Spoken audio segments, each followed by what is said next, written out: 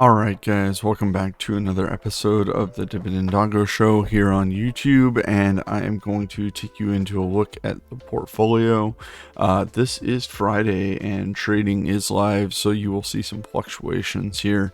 I'm filming this now because I'm getting my second vaccination shot and I'm not sure how I'm going to feel after it this weekend. I usually film in the evenings after markets close, but I've made some changes to the portfolio that I think some of you will find interesting. And the main discussion point of this video is I'm going to show you what I bought this week. I'm going to show you my weekly performance so far. It is live, so it might fluctuate. But then I'm also going to talk about a topic that I've struggled with in my investing journey so far, and that is when to sell a stock. And if the run-up is so high that it makes you feel like you should just sell it immediately, and if you should go with your gut reaction on that or not. So that's kind of going to be my topic to follow up on. So I'm just going to briefly show you the changes really quickly to the portfolio. You'll notice that there is a new pie with slices added.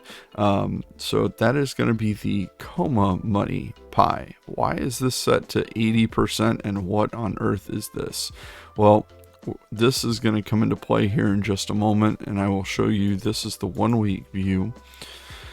You can see that utilities are green. That's not supposed to be happening. VST, calm down. So industrials is a little red, real estate's a little red, tech is pretty red, monthly stocks a little red, but overall the portfolio is green for the week. We have a little bit of gains, and then we have some dividends that are going to be rolling in the future. Just a little bit of dividends, and we did have something come in. What is EPD came in, and that rolled into the Coma Money Fund. You'll notice that I've turned auto invest back on. Anything over $275, it's just going to roll right back into the portfolio. Mainly I picked that number because my portfolio puts out right around an average of $2,000 a month in dividends, and they're all going to roll in for quite a while into the Coma Money pie. What did we sell and why did we sell it? Well, if you've been watching for a little bit of time, you notice that about 2 months ago, I picked up a stock in the industrial pie, and it was CIX. Now, I have not completely sold out of this, but when you look at this on the all-time, you can see it's a little bit down today. But when you look at it on the all-time, this is a massive green number, and I bought this stock literally 2 months ago, and this stock just ran up. And it ran up so fast and it was fluctuating so much that I'm just not really comfortable leaving my money there. I'm more of a slow grow, buy and hold over time person. I don't really like to day trade stocks all that much, but when I see something go up, this much, that's a sign for me that I should definitely be looking at it and evaluating why am I holding this stock, and would I be better off putting my money in something that's maybe a little bit less volatile. Not to say that I won't make gambles on stocks in the future. It's just the way that I kind of view my portfolio. This wasn't a super high conviction stock for me. I threw about $12,000 into it, and I took profits off the table. And you can see that I left it there with 2 shares so that the numbers would all still be there so I could film and talk about it. I'll likely sell those other shares off at some point, or I'll just leave them there for a while. It's like $50. So I do want to talk about where that went. Where did that go? That went into the Coma Money Fund. And I did bulk sell a large chunk of this stock. It had run up into the 22,000 range, I believe. So a large chunk of this stock is rolling straight over into the Coma Money Fund. And what is that? That is SCHD for me. I have talked about this stock multiple times. Warren Buffett says don't pick individual stocks, just buy the equities that are good, the ETFs and index funds, and call it a day. This is the sleep easy if anything happens to me, I know that my wife can easily just have the money rotate into this, and she can just take the dividends off of the stock and go from there. There are a few other reasons why I chose a CHD. Primarily, it's based off of its dividend performance and its growth. Now, not only did I do this sell of CIX into SCHD, I also did a buy yesterday that included the dividend from EPD, and I rolled that money into SCHD, buying more shares. So what does that look like now? The Como Money position may get other ETFs in it at some point in time. However, for right now, this is what we're doing. It's just SCHD. This is going to designed to outlive me is the description I put on it. This fund will likely keep providing benefits, dividends, and dividend growth long after I'm gone. I'm in my mid-30s. I just see this stock as being something that's stable. I can easily throw the money into it, not have to worry about it every week as I get back into working on projects and doing more real estate stuff for a little while, and getting my income back on track now that I'll be vaccinated. This is just kind of where I see it going in the future. Is I see a large chunk of my money going into this every single month. So for the next few weeks, it might be a little bit boring, but I'll try to spice it up with throwing a little bit of value buys in there where I can find them, and then most of the money will just drip straight into this. Won't even have to worry about it. The portfolio is back on autopilot after about 13 months of manually doing the buys and consistently trying to look at what I want to hold through the pandemic and what I want to put the money in. As you can see, the overall portfolio for all time is only got that one little blip of VST red. This is slowly picking back up. I don't expect VST to recover rapidly. It's doing really well today. That 2.4% up. That's pretty amazing to me. I don't expect it to do that every day, but it is. Looks like it might be slowly on the mend. Got into some discussions with people about whether or not VST has a moat.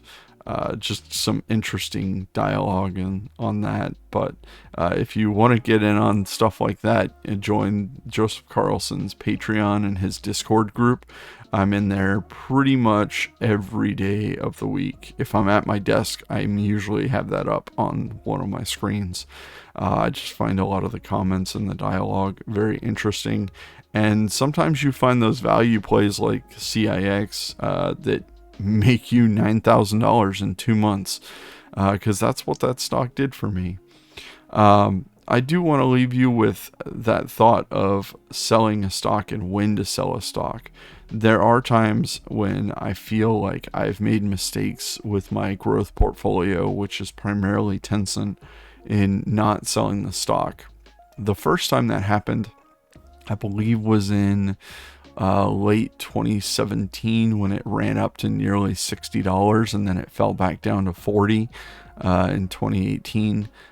Then it's come back up and it went all the way to 99. The second time was just this February. The stock was sitting at $99 and I looked at that and I was just floored with how much it had gone up. I felt that it could go higher than 100. I didn't want to sell because I wanted to see what their dividend was going to be raised as, which came out to be about 25% for this year, which is phenomenal, but they don't pay much of a dividend right now, so it's not really a position that's going to pay a whole lot in dividends. Maybe 10 years from now it will, if they continue this trend of raising the stock up. But overall, I have regrets about not selling it at that 99 point because it's come back down to the mid 70s. So that's a lot of value on the table. I'm currently sitting at about 7,073 shares, I believe. And I'm going to pull you over into Propeller here. so that you can get a quick glance at what the portfolio currently looks like. And the reason I'm showing you this is how I use Propeller to kind of show me what my dividends coming in are. You'll be able to see here that by date on the 14th, I've got 3 stocks paying out. AbbVie, that is a juicy dividend of $1,352 coming in May. So June this year will end up being my largest dividend month ever. And that is primarily off the back of my growth plays. And you can see Tencent is listed in here. It's going to pay out its dividend at $1,456.75. That will be the largest individual payment I've had, but it will also make June the largest month of dividends that I've ever had paid out, as you can see here. That position took several years to build up, from about late 2015 through about early 2019. I was still putting money into that, and then I switched over to doing dividend investing in mid-late 2019. So this is where the portfolio stands right now. If I take the average yield and I factor Tencent into it, it's very, very low. It drops the portfolio yield in half because basically over 50% of my total taxable portfolio is in tech stock, and it doesn't pay much of a dividend yet. However, if they keep raising the dividend and it keeps going up, if they continue to raise it, the dividend right now is set to pay out, I believe, 21 cents per share. If that continues to grow, and in 10 years that's $1, you'd see that that's going to pay me $7,000 a year. Now, if it beats that and it goes to like $2, obviously that starts getting into more and more impactful amounts of money. So there is a possibility that over the next decade, before we go to actually retire at 50, that would be amazing. If I can give this another 10 to 12 years of growth before selling it, that would be great. Or if it goes back up to like 99 again, I've got to ask myself that hard question of, do I sell this stock? Because at 99, the stock is worth just under $700,000 alone. So selling that stock would mean huge tax implications, somewhere around $70 or $80,000 in tax to California state and the federal income tax. So that's a huge chunk of the money. About 10% of it just off the top would go. It is taxed at long-term capital gains. And there are things that I can hopefully do that will help shelter that a little bit. But that involves me rotating a large portion of that money into a property and then beginning a new depreciation schedule on it to try to get some tax benefit. Ideally, if I am going to sell it, I want to sell it toward the beginning of the year so that I've got a full year to work on making that money earn the tax money to pay off the tax man at the end of the year. That's my strategy with it, and that's kind of where I'm going to go. If it does go up, I'll consider it again selling. If it stays down, I might even start adding more to it again. It's really difficult to see your portfolio be so lopsided with over 50%, and I would never recommend that to a newer investor. The way is to literally go into your ETFs, your index funds early on. I'm not super worried about being diversified because another large portion of our money is diversified out over the ETFs that we hold via 401k.